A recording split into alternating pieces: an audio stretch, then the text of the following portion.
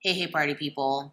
I always wanted to draw one of these runway finale walk lineups like you see on the screen right now. So I'm going to do one. Honestly, it's just a series of figures, right? But the trick is the perspective. And confession. Uh, I've never been really that great at perspective. I think it's the lowest score I've ever, I think of the few perspective studies I've done over the course of my art education, I think they have been my lowest marks. Not like full on flunking or anything, but the Asian version of flunking, which is like a C plus. But it's fine. I mean, it's not like I'm drawing buildings or anything. Like I'm just doing very basic perspective. So with perspective, you want things to line up at a certain point. So I've marked my middle horizon line, and I've decided that that's going to be the waist of all my figures. And if you follow my figure drawing videos or my methods, then you know that uh, the waist of my female figures is the third head mark. Okay, so no matter how big or small the head is, the waist is at the third head mark. The top of the bust, where a strapless dress might sit, is the second head mark. Okay, crotch is at 4¼ and knees are at 6. And those are the standard proportions for almost every 9 and 10 head figure that I draw for fashion illustration. So I'm going to use those proportions as my figures get smaller and smaller and smaller, down the lineup of the finale walk. So I have that red line, that's going to be the waistline for all the bodies. And, the trick is going to be spacing them out correctly and then kind of stacking them correctly. Right now, I'm struggling because I'm watching myself struggle. It's not as fun as you might think. I haven't done a figure this large in a while. I've done them before, but it's been a while. I'm gonna say the head is like 2.5 inches long, and it's quite a big figure. I'm used to like 13-inch figures being my largest figure, which makes it like 1.25 inches head. So this is double the size of my normal. And so everything feels really weird. And look at that giant hand I just drew. Good job, Zoe. Good job. So yeah, I'm struggling a little. It's fine. That pelvic box looks weird. Ignore that. Like, I don't even know what just happened there. But yeah, y'all knew I was human and fallible and all that good stuff, right? So this first figure, as I have imagined in my mind, is gonna get cut off. Like, you're not gonna see the whole face, and you're not gonna. The photo's probably gonna be cropped about mid-thigh. But I do find it easier to draw more of the figure, like the whole head, to get the proportions of the face correct and everything, and to draw like at least the entire thigh, so that when I crop things off, they still look correct. It's easier to draw the whole thigh or draw the whole head. That's why I extended the paper vertically, so that I can draw the correct shapes, and then I will crop things off later on. Perspective concerns aside, whenever I do a group lineup, and oh my god, I love a good group lineup, I always do these lines so that my figures all look in proportion to each other. So I'll map out, the heads. Maybe not every single one. Like this one, I feel like I need to be more detailed because of the perspective. But if I'm doing all my figures the same size, I'll just like do a rough, like mark the waist, mark the crotch, mark the knee. Okay. So that sometimes I'll do a little variety, like maybe you have a 5'10" model and then you have a 5'8" model. And so there's a little bit of variety, but the proportions all look similar, like they're all standing in a line. So I always do that.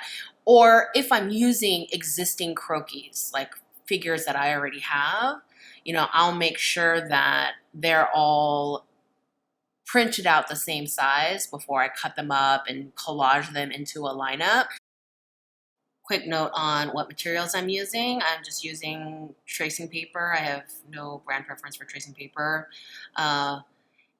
For the pencil, I'm using a 0.7 2B pencil, and honestly, I am using a darker, thicker pencil than I normally would for this kind of thing, so that it shows up much more clearly on camera for y'all. And normally I would use something more like an HB 0.5, because it's easy. It's kind of hard to erase on tracing paper because things get smeary, and the softer your pencil is, the more smeary things get. And so normally I would use a harder pencil. And then for tape, whenever I do this kind of thing, I make sure that I'm using a tape that I can draw on top of. I'm using two different kinds right now.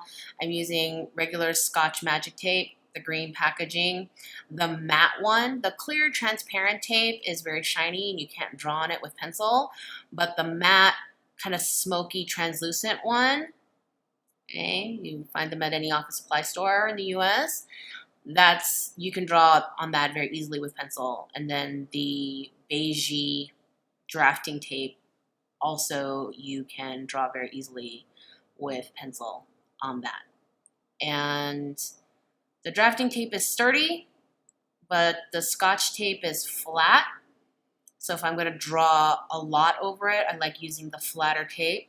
And then the drafting tape I use for patching. I don't know. These are things I just have been doing for so long. I don't really think about it until I'm in a position where I know people are going to ask. Those little notes that you saw me scribbling above the heads in red are I'm just dividing fractions so that I know how big to make each head. And, what is 29/16 of an inch and all that good stuff. And, I keep telling people, especially the ones in middle school and high school who watch my channel, that y'all need math, and you do, because I use math all the time, especially fractions, especially if you live in the US and you have a very strange measurement system with 16th and 8ths and 32nds of an inch, and that's how you measure things, and that's how you divide things, and that's how you measure out how many heads and how big a head is and all that good stuff. So yeah, learn fractions, y'all. Learn fractions. It'll help you with your illustration and your proportions. It'll help you with your pattern making, all those good things. The red pencil I'm using is the Pilot Color Eno mechanical color pencil. Those of you who follow my channel and my figure drawing videos know how much I love these for correction work, for contrast, stuff like this, where I want the red to pop out and make itself look different than the rest of the pencil I'm doing.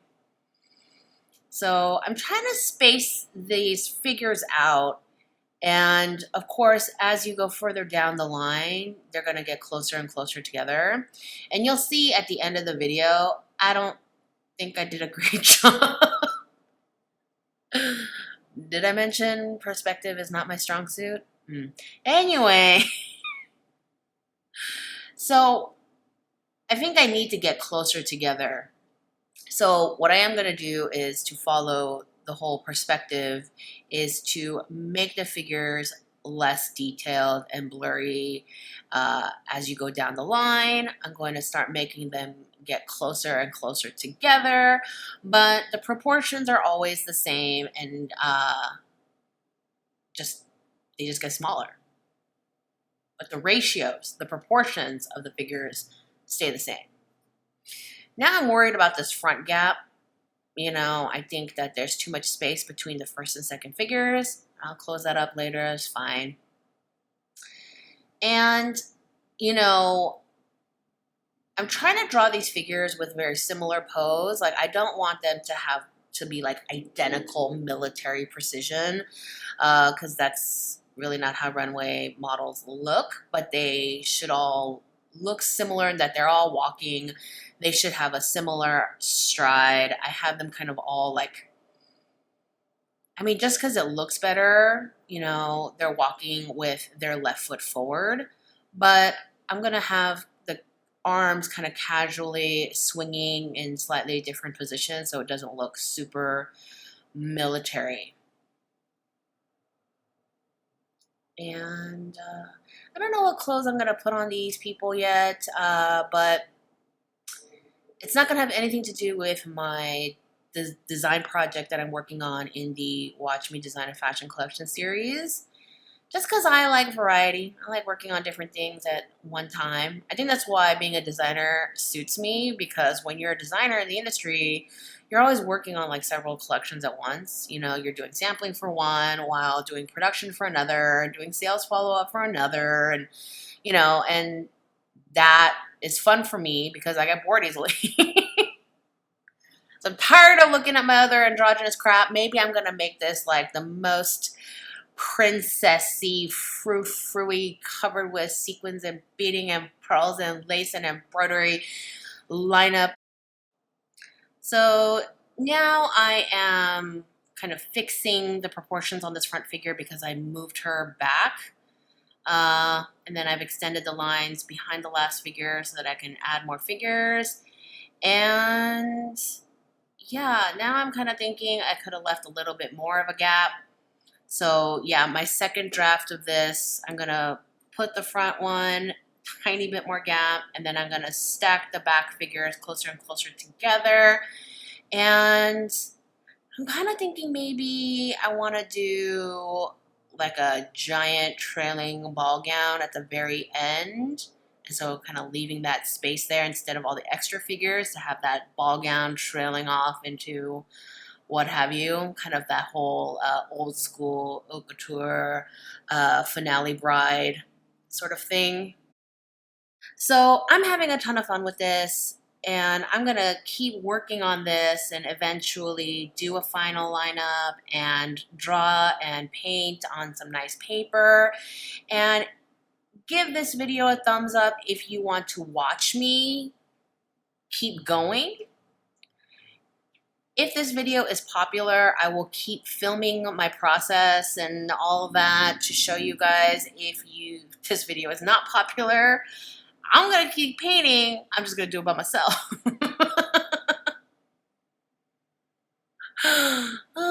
So yeah, go ahead and thumbs up this video.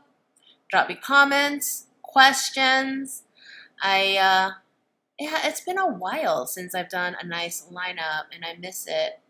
I think if this turns out nice, I might replace my banner art with it. Could be fun. Anyway,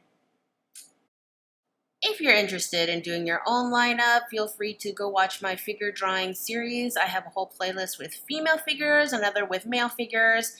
If you can't be bothered, you can go buy my fashion figure templates at my Etsy store and use that as a shortcut to creating your own lineup.